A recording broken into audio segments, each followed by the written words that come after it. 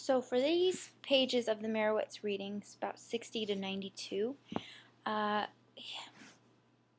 Meyrowitz begins by discussing authority and mystery, and how mystery is very necessity in conveying authority. We start out by reading that authority is not always dependent on our presence of wealth or possession or the physically evident things, um, but and that also our authority can shift through the various social situations that we find ourselves in that might profess hierarchy, like a CEO in his office, surrounded by all of his accolades and sitting behind his big oak desk, may convey this extreme authority and this power. But when he's at home interacting with his children, he's not necessarily of the same authority as he is at his office. The same might be said about an NBA player swimming laps against an Olympic swimmer. Both of these individuals have this set of knowledge and this set of information that they so strongly convey authority within in their specific settings, but then when you place them in another setting where another person has a higher hierarchical standing than them because of their greater access to their own specific knowledge, the hierarchy changes.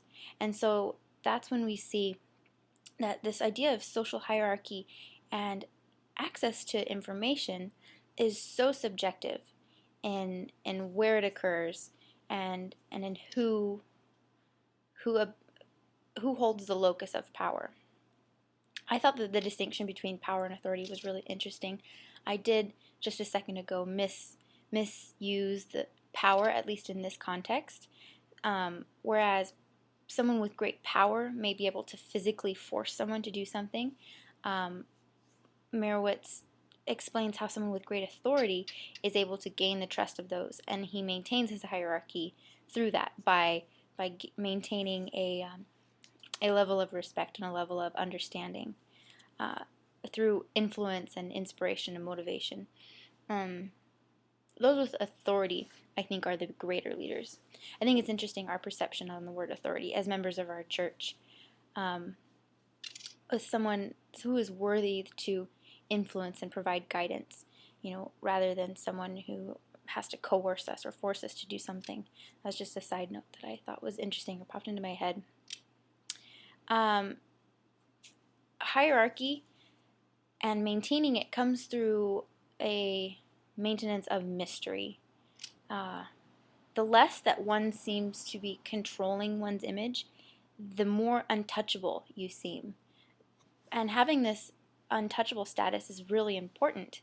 When we see these great businessmen, you never really think I can contact them or get his personal email and I can get right to him. He has this very powerful persona because he is so far removed from us. And this higher status requires more backstage information and less accessibility to these personal and non-public sets of information. This idea of mystery is very important in hierarchy, and this mystery comes through an inability to access information of that. We then talk about the evolution of print and electronic information. So new media, this was an interesting image that he outlined, was that new media is similar in the way that it connects or isolates people to the idea of building or breaking down walls. So it has the potential to bring people closer together, but in bringing people closer together, it might be isolating from others as well. So not only is our behavior modified through the introduction of new media, but so are our group identities and our socialization processes and the ranks of our hierarchy, depending on how many backstage elements are kept from us or shared,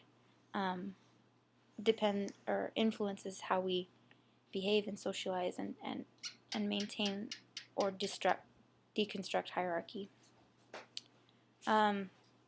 One thing that was interesting is that print communication requires a specific skill in order for us to achieve full access to information. The people with knowledge on how to read and to write are those who are able to fully access information within print. But people who, most everyone has access to the information portrayed on TV. The images and the themes are easier to digest, I guess you could say. Any child or teenager can view what's going on a screen and basically get the gist of it. So TV allows easier access, and I think that is why, or that's an interesting argument in looking at how our new behaviors with this new media and our new socialization techniques are shifting and changing because so many people are having the same access, and everyone knows that everyone else knows.